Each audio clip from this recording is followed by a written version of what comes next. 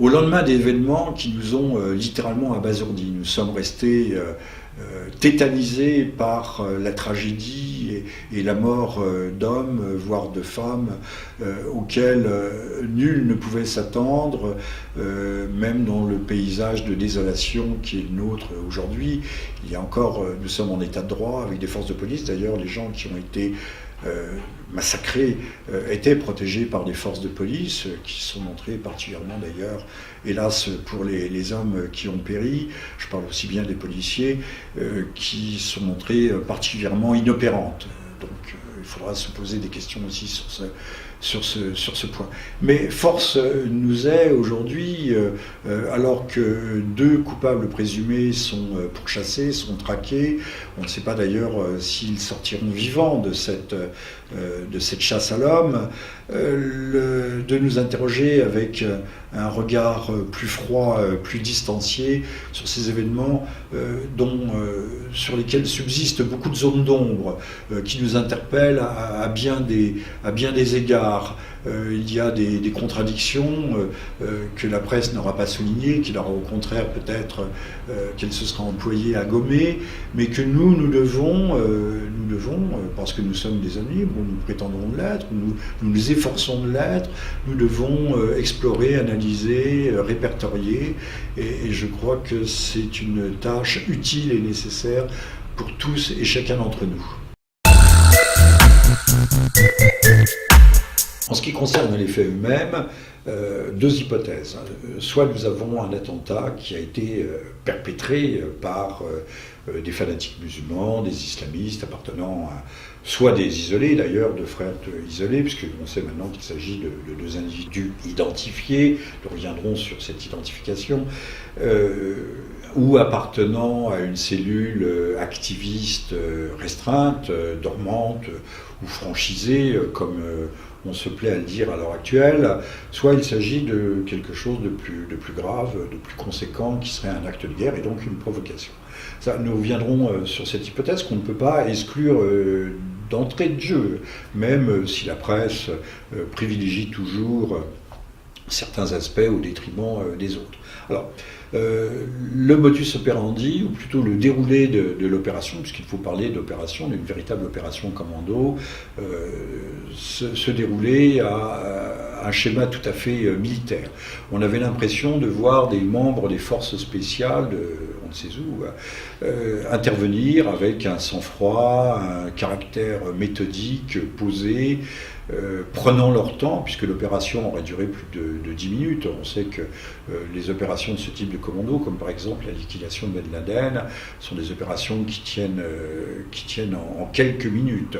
Nous avons affaire à des hommes qui sont particulièrement performants, pour utiliser ce vilain mot, particulièrement aguerris, qui font preuve d'un sang-froid extraordinaire, puisqu'on le voit, l'un d'entre eux, après avoir abattu un policier dans la rue, se prend le temps de ramasser une chaussure et donc de ne pas laisser de preuves. Ils partent tranquillement. Ils ont affronté au préalable deux équipes de policiers, une en voiture sur laquelle ils ont tiré et qui est partie en marche arrière, l'autre ils ont fait fuir des policiers à vélo. Donc ce sont des gens qui à aucun moment ne perdent leur sang-froid. Or, ce sont les mêmes hommes qui vont oublier leur papier d'identité lors du changement du second véhicule. Ça semble extraordinaire. A priori, lorsque vous vous engagez dans ce type d'opération, vous n'avez pas de papier d'identité sur vous. Ça rappelle fâcheusement l'épisode du World Trade Center dans les décombres fumantes, alors que l'acier a fondu, on trouve un passeport miraculeusement tombé d'un des avions désignant donc un pirate de l'air saoudien. Notons que plus les choses sont extraordinaires, plus elles sont gigantesques, énormes, phénoménales, et plus elles ont une chance de passer. Puisque c'est tellement estomacant, c'est tellement sidérant, qu'on a vraiment l'impression qu'il y a des miracles qui opèrent, des Deus ex machina. Le Deus ex machina, ce qui veut dire le Dieu sorti de la machine, c'était dans les décors de théâtre autrefois, au XVIIe siècle, il y avait Zeus qui descendait des cimaises, des cimaises du décor. Voilà. Donc Deus ex machina. Ce qui fait que dès la fin de l'après-midi, on avait identifié, encore une fois, les perpétrateurs de ce crime, que nous soulignons est un crime odieux. Mais nous allons continuer à décortiquer et à analyser à la fois les circonstances, les antécédents, les arrière-plans, au-delà des émotions suscitées, entretenues par la presse, créée même de toutes pièces par la presse, et au-delà de l'indignation, qui est une indignation tout à fait nécessaire, mais aussi tout à fait orchestrée. Oui, donc des papiers qu'on trouve miraculeusement, il faut parler de miracles, et qui permettent d'identifier deux hommes, deux frères, nés dans le 10e arrondissement dans les années 80, l'un ayant 32, l'autre 34 ans, ayant appartenu à des cellules pro-djihad du 19e arrondissement, n'ayant jamais fait le djihad eux-mêmes, mais l'un d'entre eux ayant effectué un séjour en prison justement pour incitation au départ au djihad. Ceci étant dit, ce n'est pas en prison qu'il a appris le maniement des armes, ni même peut-être à Fontainebleau, et encore moins au Bois de Boulogne. Alors je veux bien qu'on nous dise que des jeunes gens s'entraînent, mais avec quels moyens, quelles armes? Bon, on trouve des armes dans les banlieues. Elles ne sont pas excessivement chères, mais les munitions sont très chères. Une balle de Kalachnikov doit être aux alentours d'un euro pièce. Donc vous imaginez les fonds que cela, ne serait-ce que pour l'entraînement. Or, si on regarde les vidéos, on voit qu'il y a une voiture de police avec des impacts qui ne sont pas le fait d'un tir de chasse-peau, enfin plutôt de fusil à pompe avec des chevrotines, qui ne sont plus en vente en France d'ailleurs, de chevrotines, mais bien un groupement d'impacts d'un fusil de guerre. Or, le groupement, c'est un groupement réalisé, obtenu par un véritable professionnel. Si vous ne tenez pas fermement votre arme, l'arme va monter, sauter, vous allez disperser vos projectiles. Or là, vous avez sur 30 cm², vous avez un groupement presque parfait. Je ne crois pas que des gens qui n'aient pas une formation, enfin moi c'est ma conviction, n'aient pas une formation précise, professionnelle, difficile, dure. D'ailleurs, ces gens, notons, étaient habillés comme des commandos des forces spéciales, et non pas comme de simples djihadistes. Donc ces gens qui font preuve d'un tel professionnalisme vont oublier miraculeusement pardonnez-moi d'insister, ces papiers d'identité, ce qui va permettre de les traquer immédiatement. On ne les a pas encore attrapés à l'heure actuelle. Gageons que si on arrive en termes policiers à les loger, tout comme dans l'affaire Mera, normalement ils ne devraient pas s'en sortir vivants. Il ne faut pas qu'il y ait de témoignages. Notons aussi la similarité de leur cas avec celui des frères Tchernaïev à Boston, un attentat aussi qui comporte énormément de zones d'ombre. Là, ça mériterait de revenir là-dessus, dont le frère, le perpétrateur, a été immédiatement tué chez lui alors qu'il était désarmé par les forces du FBI. Le frère, celui qui passe en jugement, a été blessé et ne peut pas témoigner puisqu'il n'aurait pas véritablement, bien qu'il soit exposé à être condamné à la peine de mort, la peine capitale. Donc il y a une similarité. Là également, il y a deux frères de l'autre côté. Dans ce cas, comme dans d'autres, comme dans le cas du 11 septembre, et certains ont dit que cet épisode était le 11 septembre du pauvre, son 11 septembre à la française, destiné à susciter un choc national et international, et nous verrons tout à l'heure quelles pourraient être les raisons d'avoir voulu susciter ce choc, que ce soit les deux frères en question qui aient commis ce crime, ou qu'ils aient de leur propre chef, ou qu'ils aient eu des commanditaires. Là aussi, on trouve des preuves immédiates. Le soir même du 11 septembre, personne n'avait rendu de rapport, mais on avait déjà désigné Al-Qaïda, on savait déjà tout. Chose étrange, je demande là simplement à nos auditeurs, téléspectateurs, de réfléchir à la question suivante.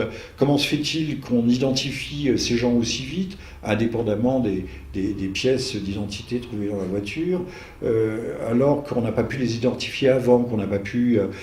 tout d'un coup, en une seconde, le travail qui n'a pas été effectué en amont pendant des mois, voire pendant des années, se cristallise et on désigne immédiatement les coupables. Je rappellerai sur les attentats du 11 septembre que plusieurs années après, Oussama Ben Laden, qui avait été désigné comme le principal responsable, l'auteur, encore une fois, le décideur des attentats, n'était pas désigné par le FBI pour cet attentat. Il était recherché par le FBI uniquement pour les attentats de 1998, d'août 1998, Dar es Salaam et Nairobi contre des représentations diplomatiques américaines. Donc parmi les 10 most wanted people, il y avait bien Oussama Ben Laden, mais pas pour le 11 septembre. Les journalistes qui sont d'investigation, c'est bien connu, ont mis des années et des années à s'apercevoir de ce fait pourtant extraordinaire. Au-delà de la mort tragique de 12 personnes, et peut-être demain de 13, de 14 ou de 15, et surtout de la mort de 2 policiers qui étaient en service, qui étaient des policiers tout à fait innocents, qui n'avaient rien à voir de près ou de loin avec la politique éditoriale de Charlie Hebdo. De savoir que ce commando n'a pas agi comme agissent véritablement les membres fanatiques de l'État islamique au Levant ou d'Al-Qaïda, qui ont des motivations religieuses. Et quand je dis religieuses, à la façon ou à habit de leur religion très particulière, qui auraient dû, en tout état de cause, soit venir se faire exploser en tant que martyr, shahid, soit commencer par mettre le feu ou faire sauter l'immeuble pour détruire tous les éléments matériels impies, notamment les fameuses caricatures, mais ce n'est pas seulement les caricatures de 2006, repiquées d'un journal danois, ce sont surtout les caricatures postérieures. J'engage ceux qui nous verront, qui nous regarderont, à se rendre sur la page images de Google et de regarder les premières de couverture de Charlie Hebdo, qui sont tout à fait évocatrices de ce point de vue et qui montrent bien à quel point c'était un journal très particulier. Donc ces gens n'ont pas agi comme agissent véritablement des fanatiques musulmans dans des circonstances analogues. Ils ont agi comme des exécuteurs. Et puis il y a un détail qui tue, que personne n'aura jamais relevé, mais que moi personnellement j'ai relevé pour avoir vécu dans le 20e arrondissement, bien connaître les milieux de l'immigration, mais pas seulement maghrébine, aussi bien pakistanais et autres. Lorsqu'ils prennent une 3e voiture à la porte de Pantin, c'est une Clio, le propriétaire en descend, on le fait descendre d'ailleurs sans violence, et le propriétaire, avant qu'il ne parle, demande à récupérer son chien. Alors, très obligeamment, les tueurs autorisent le propriétaire à récupérer le chien. Je puis vous dire que des fanatiques musulmans auraient tué le chien, l'auraient jeté par-dessus bord je ne sais où, ou ne l'auraient même pas touché, puisque le chien est un animal haram, fondamentalement impur, dans une interprétation très restrictive et absolument stupide du Coran. Donc jamais il n'aurait autorisé le blanc, il lui aurait collé une balle dans la tête, et à son chien aussi. Enfin, à la limite. Donc si nous avions eu affaire à de purs fanatiques.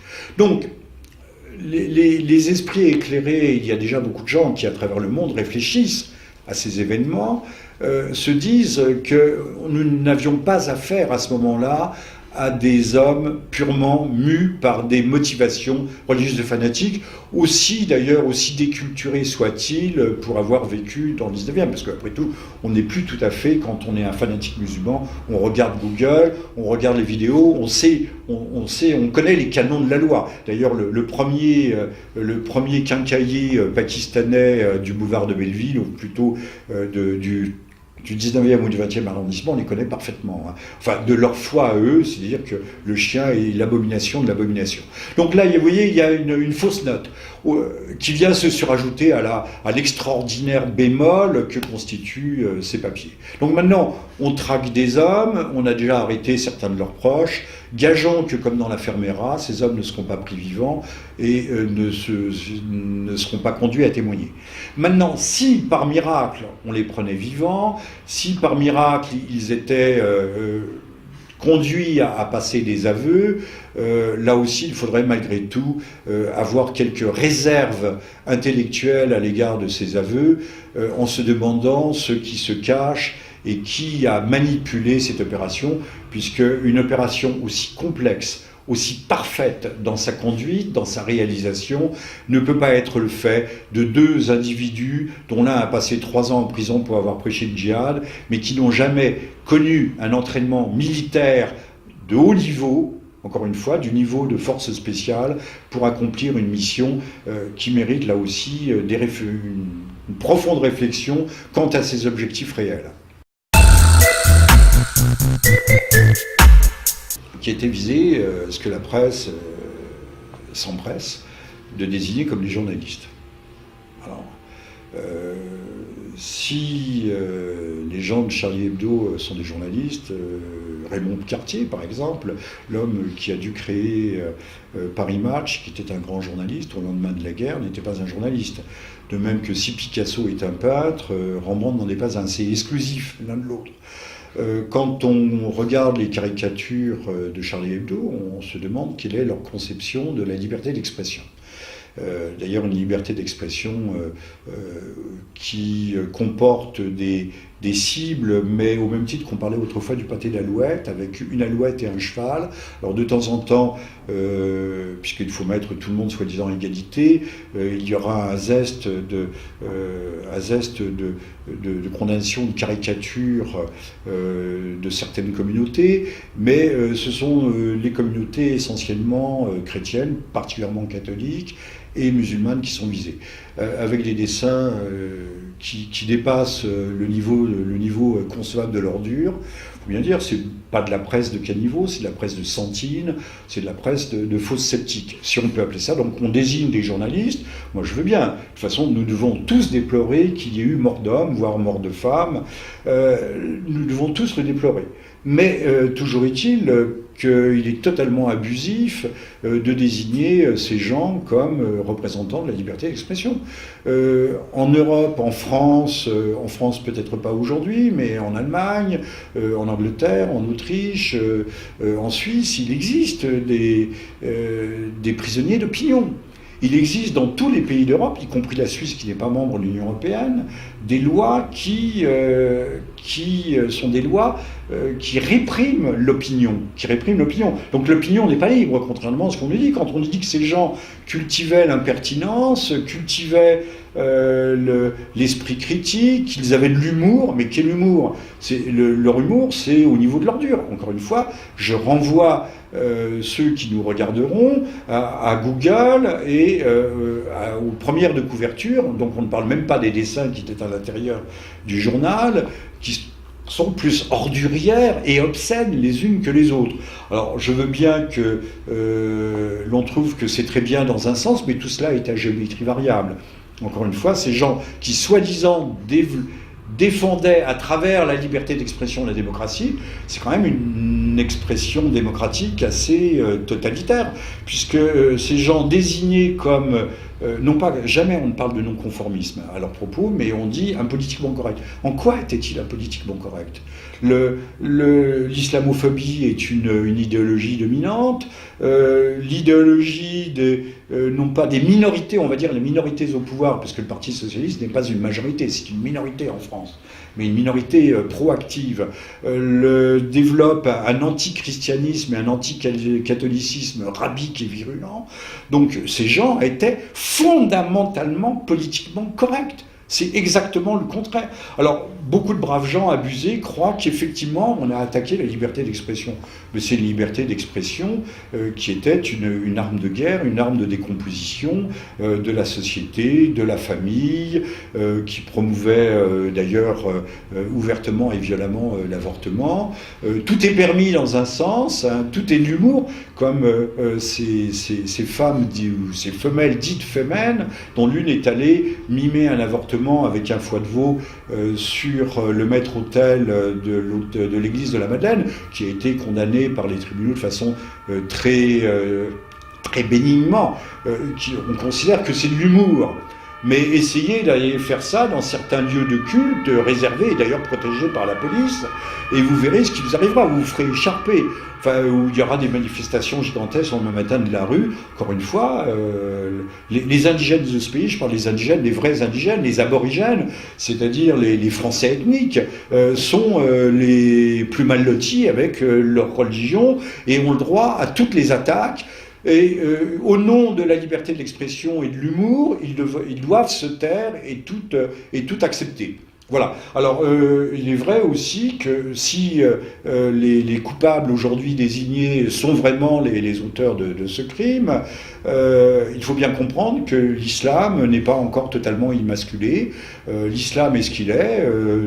Que nous aimions, que nous n'aimions pas l'islam, nous devons le respecter.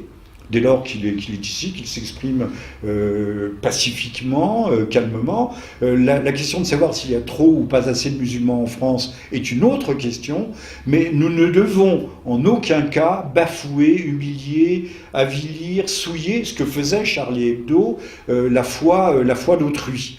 Si nous voulons être respectés, il faut aussi respecter les autres. Et là, je ne plaide pas pour cette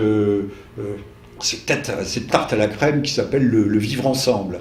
Donc, voir que Charlie Hebdo, en tant que cible, était une cible parfaite, puisque aux yeux du grand public, il pouvait incarner, encore une fois, la démocratie, et le sommet de la démocratie, qui serait cette liberté d'expression, qui est, je viens de le dire, en fait, qui est une fiction. Il n'y a pas de liberté d'expression dans ce pays, puisque, encore une fois, j'ai regardé très assidûment la télévision tout au long de la journée. J'ai vu comment l'information était affinée, comment certains visages étaient floutés, comment certaines scènes disparaissaient, comment certains commentaires et commentateurs n'étaient plus invités. Nous avons une information à sens unique, nous avons une information... ne parlons même pas de politiquement correct, toute pensée unique, nous avons une information à sens unique, et tous ceux qui pourraient dire autre chose sont évacués. Comme par exemple l'ancien directeur de la sécurité de la DGSE, au service de renseignement et de sécurité extérieure, Alain Chouet, qui est un grand spécialiste du monde musulman, notamment il a été chef de poste, chef d'antenne pendant 4 ou 5 ans en Syrie, auquel la journaliste disait « mais nous avons entendu Allahu Akbar ». Et alors Alain Chouet répondait « oui, et alors, moi-même je peux crier Allahu Akbar ». Oui, on peut crier Allahu Akbar. Donc, tout ça pour dire que cet événement, au-delà même de la tragédie qu'il représente, laisse une profonde impression de malaise. Le passeport miraculeux, la dissonance profonde qui existe entre le mode opératoire de commandos fortement aguerris, spécialisés du crime, et en même temps l'amateurisme de ces gens qui n'ont aucune formation militaire et qui apparaissent un peu comme des non pas des boucs émissaires, je n'aime pas le terme, mais comme ces daguets que les grands cerfs chassés à court essayent de pousser devant eux, pousser devant la meute, de débusquer pour pouvoir eux-mêmes prendre le large. Et donc nous avons, en tout cas, en tout état de cause, même si ce sont eux les tueurs, parce qu'on ne peut pas en exclure l'hypothèse, tout à fait, d'entrée de jeu, on peut penser que ce sont malgré tout des lampistes et qu'il faut voir quels intérêts ils servent, qui les aurait incités, qui les aurait armés, qui les aurait formés, qui les aurait poussés au crime. Ça, c'est une question qui se pose fondamentalement. Alors, pour revenir à Charlie Hebdo, même si tout cela est un peu dans le désordre, Charlie Hebdo était une cible extraordinaire. Un attentat terroriste politique aurait visé une personnalité politique, visé à décapiter un parti ou une personnalité particulièrement symbolique. Tandis que Charlie Hebdo, on savait qu'il y aurait un énorme ressenti populaire et que là aussi on touchait au cœur du système. Donc la cible déjà en soi montre bien, parce que c'est une petite cible en fait Charlie Hebdo. Et c'est une petite cible qui peut correspondre à des islamistes, mais nous avons essayé de montrer que le profil même des tueurs, le profil des tueurs désignés ne correspond pas au profil de véritables islamistes fanatiques. Alors, à qui peut bénéficier ce crime au-delà lecture primaire, lecture triviale, lecture immédiate, réactive des événements qui conduisent immédiatement à focaliser sur la question de l'islam. Bon, écoutez, on a vraiment l'impression que aujourd'hui on utiliserait ce mot atroce de timing, que le timing est parfait, comme s'il y avait eu une programmation. Alors c'est vrai que le livre de Houellebecq venait de sortir, que Charlie Hebdo avait démultiplié ses tirages en raison même de sa première de couverture sous Houellebecq, qui est de son islamophobie, donc c'était une publicité faite pour le journal. Mais au moment où M.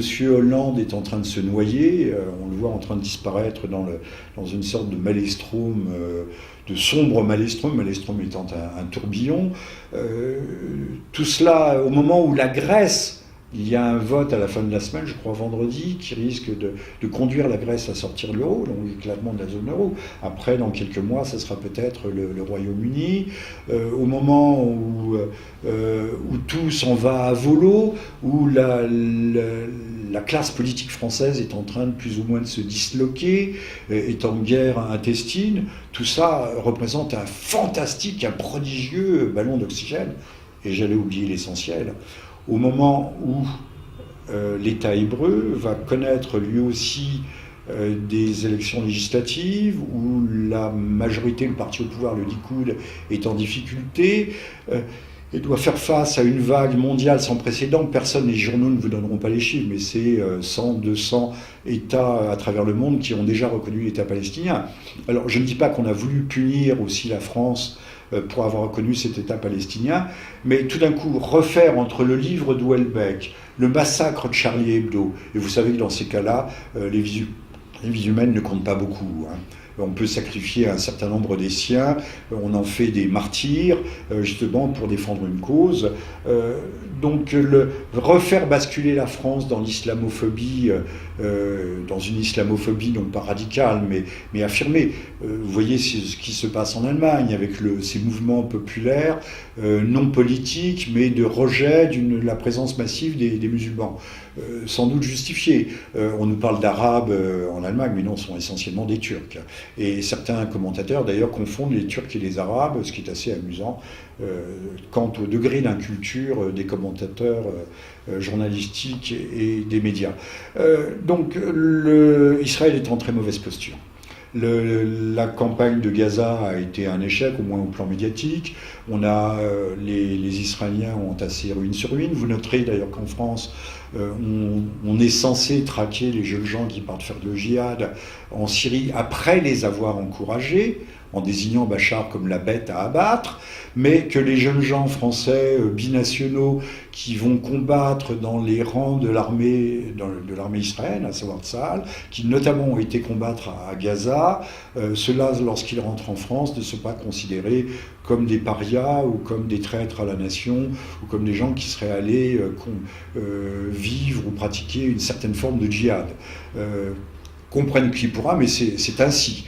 Non, mais il faut bien le noter. On a 30, 40, 50, 60 jeunes gens qui, lors de la guerre de Gaza, il faut bien parler de guerre, sont allés combattre, sont sans doute pour la plupart revenus depuis. C'était des engagés volontaires, mais dans ce cas-là, c'est bien, quand il s'agit d'aller casser du palestinien. J'apprenais qu'il y a encore un certain nombre de Palestiniens chrétiens, il faut quand même le préciser, que la résistance palestinienne est majoritairement au départ chrétienne et non pas musulmane comme on le croit aujourd'hui. Les choses ont changé depuis. Bon, donc tout le monde peut avoir intérêt à accentuer la cassure communautaire tout en plaidant officiellement pour le vivre ensemble, pour la société plurielle, pour la diversification, pour l'amour, aimons-nous, embrassons-nous, Folleville. Donc jouer sur les deux tableaux, souffler de chaud, souffler de froid, tout ça en nous inscrivant la France dans une logique de choc des civilisations, qui est aussi tout à fait étranger à l'idéologie, je veux parler d'idéologie djihadiste, qui elle veut créer des territoires totalement musulmans, mais certainement pas porter la guerre. C'était aucun des théoriciens, notamment le théoricien des frères musulmans, ne veulent porter la guerre dans ce qui n'est pas le Dar al-Harb, le territoire de la guerre, ni le territoire Dar al-Islam, la maison de l'islam. L'Europe n'est pas terre de conquête pour l'instant, même si s'il y a on ne va pas dire invasion, un envahissement, une progression, une consolidation de l'islam. Il faut voir aussi qui procède, aide à cette consolidation. Ce sont ceux qui construisent des mosquées, entretiennent les associations musulmanes. C'est essentiellement le Qatar et la France, grands pourvoyeurs de fronts souverains pour les hommes politiques français, de droite comme de gauche, qui sont tous allés tendre leur sébilles, M. Hollande en tête, mais également M. Villepin, M. Sarkozy, un jour à Riyad, un jour au Qatar, qui a des gros marchés. Si quelqu'un aujourd'hui promeut le djihad dans le monde, mais certainement pas en France, mais en tout cas fait progresser l'islam en France et en Europe, ce sont nos grands amis et alliés de la péninsule arabique. Alors non, il ne s'agit pas pour nous de désigner qui que ce soit en disant on ne va rien affirmer, tout est... Mais l'on peut supposer. Et je note que dès hier, d'ailleurs, parce que l'on ne prête qu'aux riches, de noirs soupçons se concentraient sur les uns et les autres, en disant tout le monde, il a sauté aux yeux de tout le monde, que ce n'est pas deux simples petits voyous ou grands voyous reconvertis de nos banlieues ou du 19e arrondissement qui pouvaient conduire une opération d'un tel niveau et d'une telle qualité d'ordre militaire, avec gilet pare-balles, brelage, chargeurs, avec une telle économie d'ailleurs de l'utilisation des munitions, une telle précision. Alors je crois, mais l'information n'est pas reparue, qu'au moment de tuer les journalistes, entre guillemets pour journalistes, ils ont été les tueurs ou les exécutants ou les mercenaires, puisqu'ils sont peut-être des mercenaires, ont désigné par leur nom ou leur prénom les membres principaux qu'ils visaient.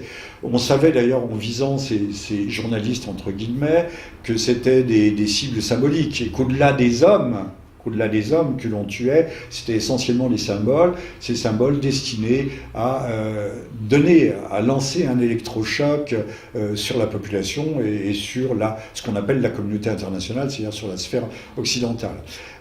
Et au-delà, et aussi bien la sphère africaine d'ailleurs, de l'Afrique de l'Ouest francophone. À qui bénéficie, non pas à qui profite, mais à qui bénéficie, aux tenants aux États-Unis, aux tenants du choc des civilisations, ce qu'on appelle communément les néoconservateurs, mais les néoconservateurs, vous en avez aussi bien dans le Parti démocrate. Ceux qui, pour conduire la politique impériale des États-Unis au Proche-Orient, politique qui vise à la dislocation des États-nations, au morcellement ethnique, confessionnel, ethno-confessionnel, veulent radicaliser.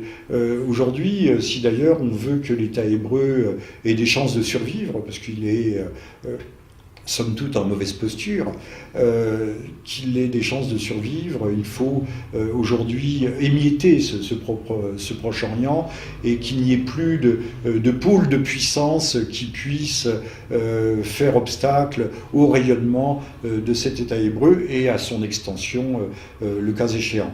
Le crime, en tout cas, profite indirectement, mais directement aussi, à la classe politique française qui, je l'ai souligné tout à l'heure, est dans un état de déshérence, de déconfiture, de discrédit, comme on ne l'a jamais vu.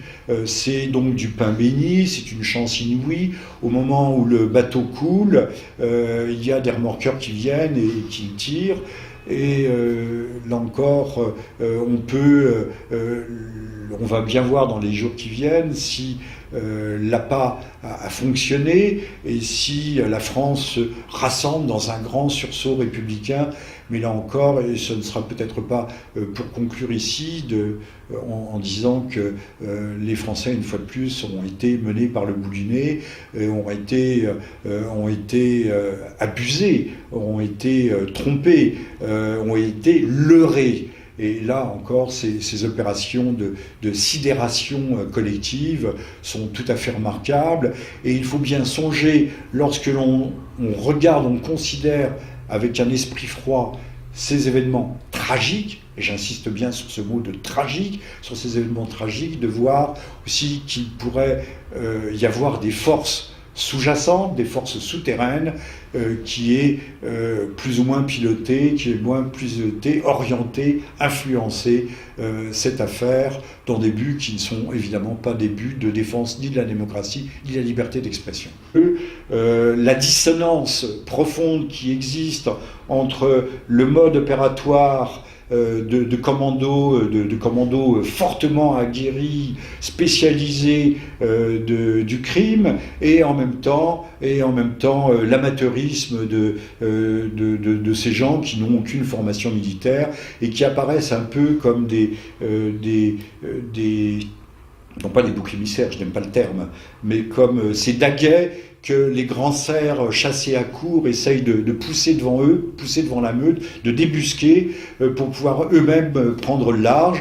Et donc nous avons, en tout cas, en tout état de cause, même si ce sont eux les tueurs, parce qu'on ne peut pas en exclure l'hypothèse, tout à fait, d'entrée de jeu, on peut penser que ce sont malgré tout des lampistes et qu'il faut voir quels intérêts ils servent, qui les aurait incités, qui les aurait armés, qui les aurait formés, qui les aurait poussés au crime. Ça, c'est une question qui se pose fondamentalement. Alors, pour revenir à Charlie Hebdo, même si tout cela est un peu dans le désordre, Charlie Hebdo était une cible extraordinaire. Un attentat terroriste politique aurait visé une personnalité politique, visé à décapiter un parti ou une personnalité particulièrement symbolique. Tandis que Charlie Hebdo, on savait qu'il y aurait un énorme ressenti populaire et que là aussi on touchait au cœur du système. Donc la cible déjà en soi montre bien, parce que c'est une petite cible en fait, Charlie Hebdo. Et c'est une petite cible qui peut correspondre à des islamistes, mais nous avons essayé de montrer que le profil même des tueurs, le profil des tueurs désignés ne correspond pas au profil de véritables islamistes fanatiques. Alors, à qui peut bénéficier ce crime au-delà lecture primaire, lecture triviale, lecture immédiate, réactive des événements qui conduisent immédiatement à focaliser sur la question de l'islam? Bon, écoutez, on a vraiment l'impression que aujourd'hui on utiliserait ce mot atroce de timing, que le timing est parfait, comme s'il y avait eu une programmation. Alors c'est vrai que le livre de Houellebecq venait de sortir, que Charlie Hebdo avait démultiplié ses tirages en raison même de sa première de couverture sous Houellebecq, qui est de son islamophobie, donc c'était une publicité faite pour le journal. Mais au moment où M. Hollande est en train de se noyer, on le voit en train de disparaître dans une sorte de maelstrom, de sombre maelstrom étant un tourbillon, tout cela au moment où la Grèce, il y a un vote à la fin de la semaine, je crois vendredi, qui risque de conduire la Grèce à sortir de l'euro, donc l'éclatement de la zone euro. Après, dans quelques mois, ça sera peut-être le Royaume-Uni. Au moment où tout s'en va à volo, où la classe politique française est en train de plus ou moins de se disloquer, est en guerre intestine, tout ça représente un fantastique, un prodigieux ballon d'oxygène. Et j'allais oublier l'essentiel. Au moment où l'État hébreu va connaître lui aussi des élections législatives, où la majorité, le parti au pouvoir, le Likoud, est en difficulté, et doit faire face à une vague mondiale sans précédent. Personne, les journaux ne vous donneront pas les chiffres, mais c'est 100, 200 États à travers le monde qui ont déjà reconnu l'État palestinien. Alors je ne dis pas qu'on a voulu punir aussi la France pour avoir reconnu cet État palestinien, mais tout d'un coup, refaire entre le livre de Houellebecq, le massacre de Charlie Hebdo, et vous savez que dans ces cas-là, les vies humaines ne comptent pas beaucoup. On peut sacrifier un certain nombre des siens, on en fait des martyrs, justement pour défendre une cause. Donc refaire basculer la France dans l'islamophobie, dans une islamophobie non pas radicale, mais affirmée. Vous voyez ce qui se passe en Allemagne avec ces mouvements populaires, non politiques, mais de rejet de la présence massive des musulmans. Sans doute justifié. On nous parle d'Arabes en Allemagne, mais non, ce sont essentiellement des Turcs. Et certains commentateurs, d'ailleurs, confondent les Turcs et les Arabes, ce qui est assez amusant, quant au degré d'inculture des commentateurs journalistiques et des médias. Donc, Israël est en très mauvaise posture. La campagne de Gaza a été un échec, au moins au plan médiatique. Les Israéliens ont entassé ruine sur ruine. Vous noterez d'ailleurs qu'en France, on est censé traquer les jeunes gens qui partent faire le djihad en Syrie après les avoir encouragés, en désignant Bachar comme la bête à abattre, mais que les jeunes gens français binationaux qui vont combattre dans les rangs de l'armée israélienne, à savoir Tsahal, qui notamment ont été combattre à Gaza, ceux-là, lorsqu'ils rentrent en France, ne sont pas considérés comme des parias ou comme des traîtres à la nation ou comme des gens qui seraient allés vivre ou pratiquer une certaine forme de djihad. Comprenne qui pourra, mais c'est ainsi. Non, mais il faut bien le noter. On a 30, 40, 50, 60 jeunes gens qui, lors de la guerre de Gaza, il faut bien parler de guerre, sont allés combattre, sont sans doute pour la plupart revenus depuis. C'était des engagés volontaires, mais dans ce cas-là, c'est bien.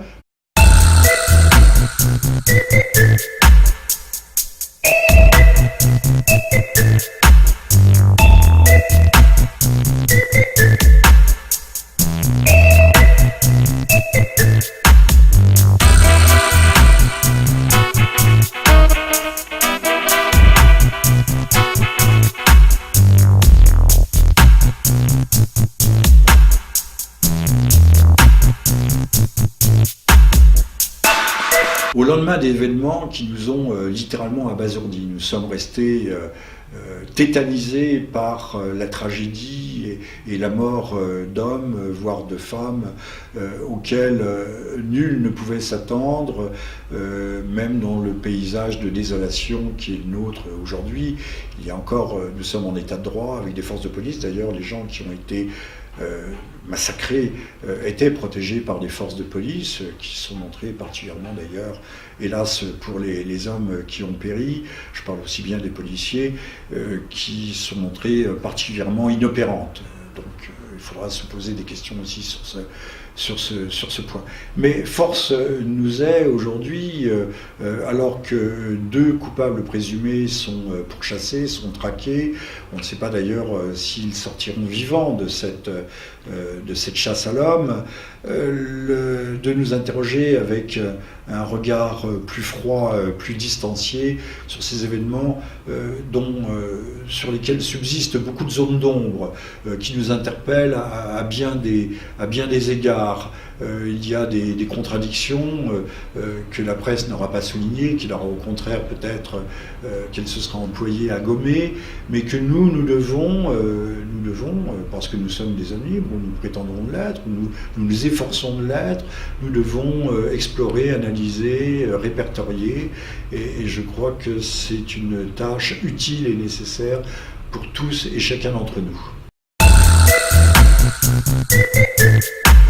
En ce qui concerne les faits eux-mêmes, 2 hypothèses.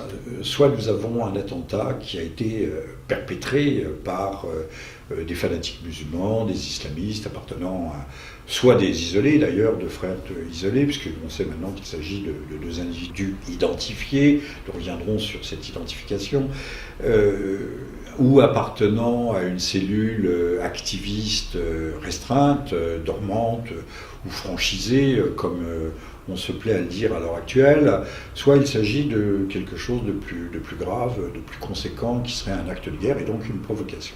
Ça, nous reviendrons sur cette hypothèse qu'on ne peut pas exclure d'entrée de jeu, même si la presse privilégie toujours certains aspects au détriment des autres. Alors, le modus operandi, ou plutôt le déroulé de l'opération, puisqu'il faut parler d'opération, d'une véritable opération commando, se déroulait à un schéma tout à fait militaire.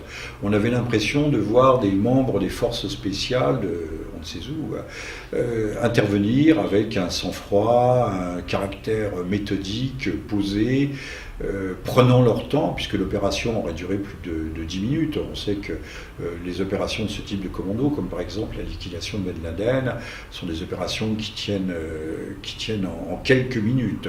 Nous avons affaire à des hommes qui sont particulièrement performants, pour utiliser ce vilain mot, particulièrement aguerris, qui font preuve d'un sang-froid extraordinaire, puisqu'on le voit, l'un d'entre eux, après avoir abattu un policier dans la rue, se prend le temps de ramasser une chaussure et donc de ne pas laisser de preuves.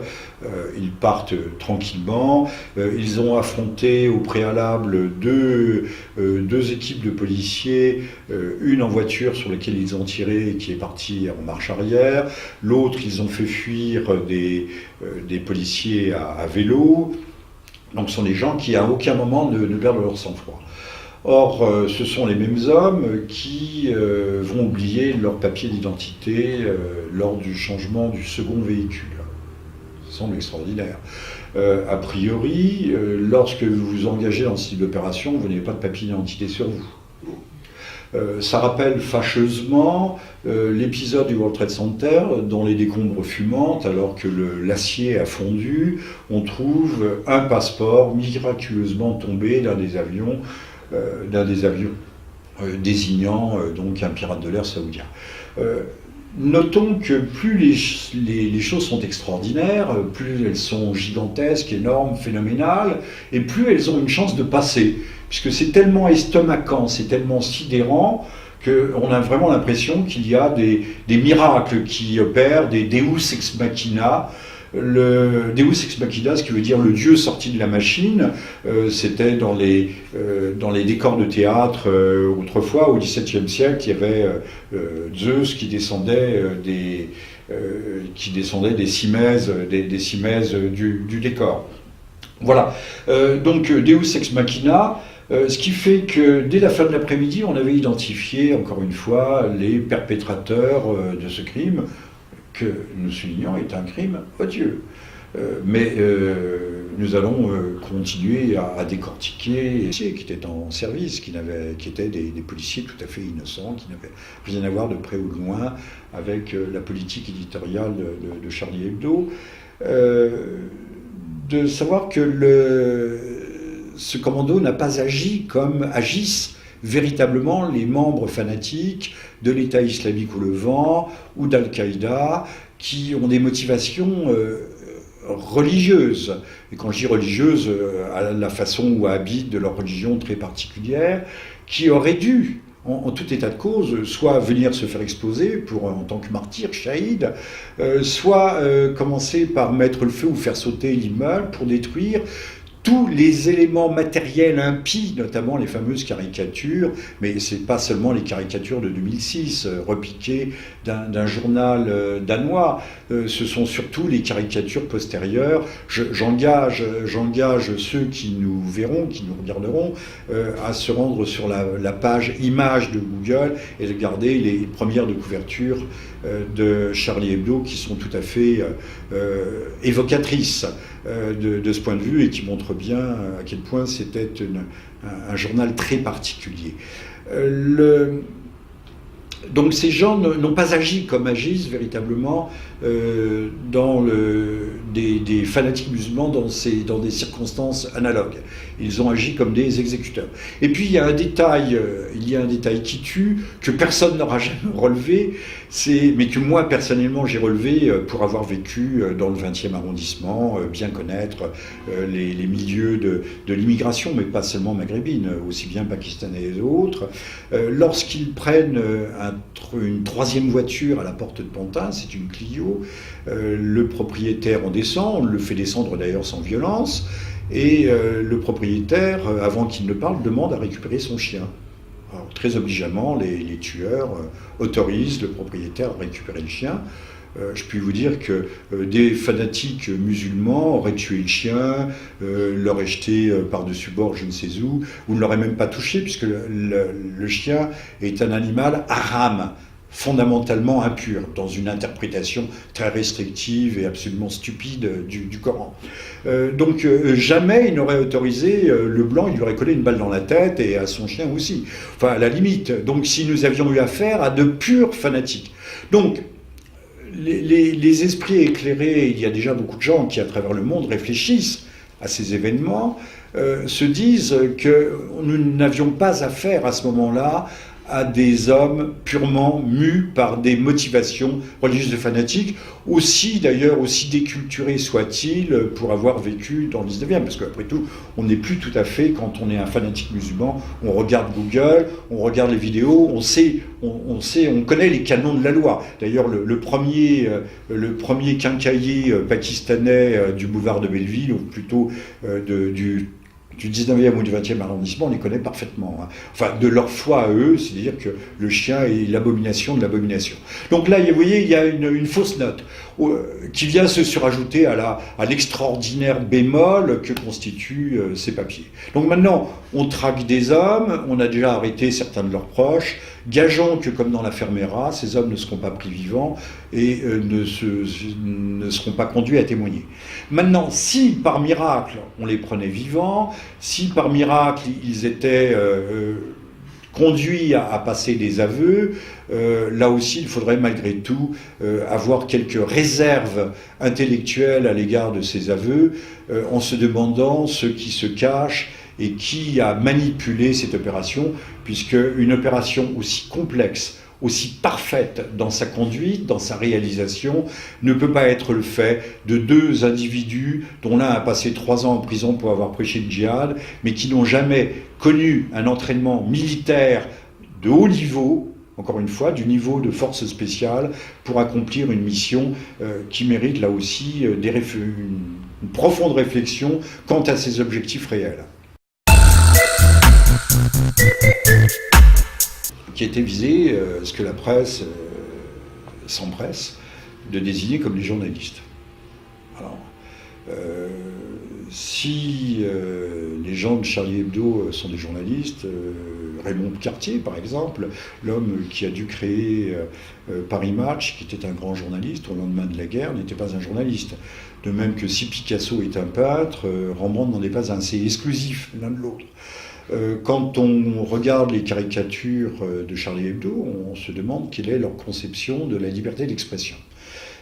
D'ailleurs, une liberté d'expression qui comporte des des cibles, mais au même titre qu'on parlait autrefois du pâté d'alouette, avec une alouette et un cheval. Alors de temps en temps, puisqu'il faut mettre tout le monde soi-disant à égalité, il y aura un zeste de condamnation, de caricature de certaines communautés, mais ce sont les communautés essentiellement chrétiennes, particulièrement catholiques, et musulmanes qui sont visées, avec des dessins qui dépassent le niveau concevable de l'ordure. Il faut bien dire, c'est pas de la presse de caniveau, c'est de la presse de sentine, c'est de la presse de fausses sceptiques, si on peut appeler ça. Donc on désigne des journalistes, moi je veux bien. De toute façon, nous devons tous déplorer qu'il y ait eu mort d'hommes, voire mort de femmes. Nous devons tous le déplorer. Mais toujours est-il qu'il est totalement abusif de désigner ces gens comme représentants de la liberté d'expression. En Europe, en France peut-être pas aujourd'hui, mais en Allemagne, en Angleterre, en Autriche, en Suisse, il existe des prisonniers d'opinion. Il existe dans tous les pays d'Europe, y compris la Suisse qui n'est pas membre de l'Union européenne, des lois qui sont des lois qui répriment l'opinion. Donc l'opinion n'est pas libre, contrairement à ce qu'on nous dit. Quand on nous dit que ces gens cultivaient l'impertinence, cultivaient l'esprit critique, qu'ils avaient de l'humour, mais quel humour ? Leur humour, c'est au niveau de l'ordure. Encore une fois, je renvoie ceux qui nous regarderont à Google et aux premières de couverture, donc on ne parle même pas des dessins qui étaient à l'intérieur du journal, qui sont plus ordurières et obscènes les unes que les autres. Alors je veux bien que l'on trouve que c'est très bien dans un sens, mais tout cela est à géométrie variable. Encore une fois, ces gens qui soi-disant défendaient à travers la liberté d'expression la démocratie, c'est quand même une expression démocratique assez totalitaire, puisque ces gens désignés comme, jamais on ne parle de non-conformisme à leur propos, mais on dit impolitiquement correct. En quoi était-il impolitiquement correct ? L'islamophobie est une idéologie dominante, l'idéologie non pas des minorités, on va dire les minorités au pouvoir, parce que le Parti socialiste n'est pas une majorité, c'est une minorité en France, mais une minorité proactive, développe un antichristianisme et un anticatholicisme rabique et virulent. Donc ces gens étaient fondamentalement politiquement corrects. C'est exactement le contraire. Alors, beaucoup de braves gens abusés croient qu'effectivement, on a attaqué la liberté d'expression. Mais c'est une liberté d'expression qui était une arme de guerre, une arme de décomposition de la société, de la famille, qui promouvait d'ailleurs ouvertement et violemment l'avortement. Tout est permis dans un sens, hein, tout est de l'humour, comme ces femmes, ou ces femelles dites fémènes, dont l'une est allée mimer un avortement avec un foie de veau sur le maître-autel de l'église de la Madeleine, qui a été condamné par les tribunaux de façon très bénignement. On considère que c'est de l'humour. Mais essayez d'aller faire ça dans certains lieux de culte réservés et d'ailleurs protégés par la police, et vous verrez ce qui vous arrivera. Vous vous ferez écharper. Enfin, où il y aura des manifestations gigantesques au même matin de la rue. Encore une fois, les indigènes de ce pays, je parle des indigènes, les vrais indigènes, les aborigènes, c'est-à-dire les Français ethniques, sont les plus mal lotis avec leur religion et ont le droit à toutes les attaques. Et au nom de la liberté de l'expression et de l'humour, ils doivent se taire et tout accepter. Voilà. Alors, il est vrai aussi que si les coupables aujourd'hui désignés sont vraiment les auteurs de ce crime, il faut bien comprendre que l'islam n'est pas encore totalement immasculé. L'islam est ce qu'il est. Que nous aimions, que nous n'aimions pas l'islam, nous devons le respecter. Dès lors qu'il est ici, qu'il s'exprime pacifiquement, calmement. La question de savoir s'il y a trop ou pas assez de musulmans en France est une autre question, mais nous ne devons en aucun cas bafouer, humilier, avilir, souiller ce que faisait Charlie Hebdo, la foi d'autrui. Si nous voulons être respectés, il faut aussi respecter les autres. Et là, je ne plaide pas pour cette tarte à la crème qui s'appelle le vivre ensemble.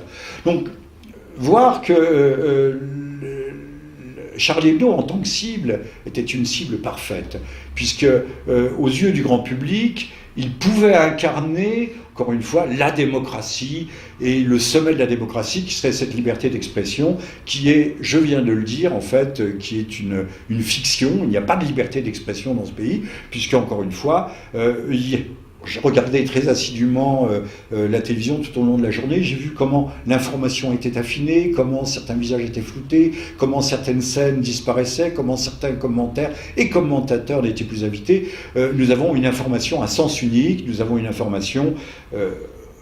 ne parlons même pas de politiquement correct, toute pensée unique, nous avons une information à sens unique, et tous ceux qui pourraient dire autre chose sont évacués, comme par exemple l'ancien directeur de la sécurité de la DGSE, au service de renseignement et de sécurité extérieure, Alain Chouet, qui est un grand spécialiste du monde musulman, notamment il a été chef de poste, chef d'antenne pendant 4 ou 5 ans en Syrie, auquel la journaliste disait « mais nous avons entendu Allahu Akbar ».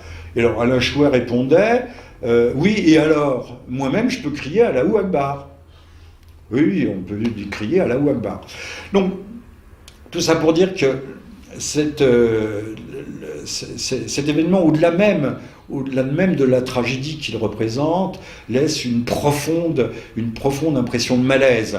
Le passeport miraculeux et analyser à la fois les circonstances, les antécédents, les arrière-plans, au-delà des émotions suscitées, entretenues par la presse, créée même de toutes pièces par la presse, et au-delà de l'indignation, qui est une indignation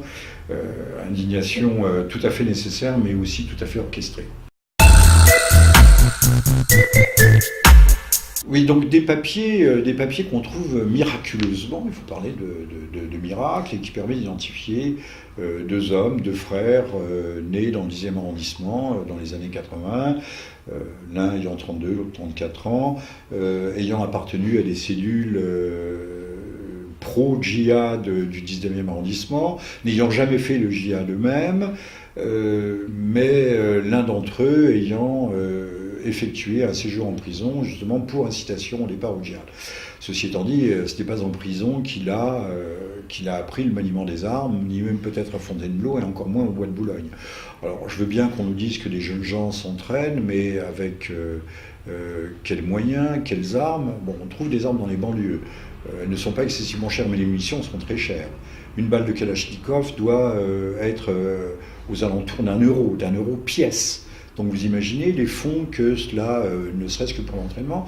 Or, si on regarde les vidéos, on voit qu'il y a une voiture de police avec des impacts qui ne sont pas le fait d'un tir de chasse-peau, enfin plutôt de fusil à pompe avec des chevrotines, qui ne sont plus en vente en France d'ailleurs, de chevrotines, mais bien un groupement d'impacts d'un fusil de guerre. Or, le groupement, c'est un groupement réalisé, obtenu par un véritable professionnel. Si vous ne tenez pas fermement votre arme, l'arme va monter, sauter, vous allez disperser vos projectiles. Or là, vous avez sur 30 cm², vous avez un groupement presque parfait. Je ne crois pas que des gens qui n'aient pas une formation, enfin moi c'est ma conviction, n'aient pas une formation précise, professionnelle, difficile, dure. D'ailleurs, ces gens, notons, étaient habillés comme des commandos des forces spéciales, et non pas comme de simples djihadistes. Donc ces gens qui font preuve d'un tel professionnalisme vont oublier miraculeusement pardonnez-moi d'insister, ces papiers d'identité, ce qui va permettre de les traquer immédiatement. On ne les a pas encore attrapés à l'heure actuelle. Gageons que si on arrive en termes policiers à les loger, tout comme dans l'affaire Mera, normalement ils ne devraient pas s'en sortir vivants. Il ne faut pas qu'il y ait de témoignages. Notons aussi la similarité de leur cas avec celui des frères Tchernaïev à Boston, un attentat aussi qui comporte énormément de zones d'ombre. Là, ça mériterait ça mériterait de revenir là-dessus, dont le frère, le perpétrateur, a été immédiatement tué chez lui alors qu'il était désarmé par les forces du FBI. Le frère, celui qui passe en jugement, a été blessé et ne peut pas témoigner puisqu'il n'aurait pas véritablement, bien qu'il soit exposé à subir, à être condamné à la peine de mort, la peine capitale. Donc il y a une similarité là également. Il y a deux frères de l'autre côté.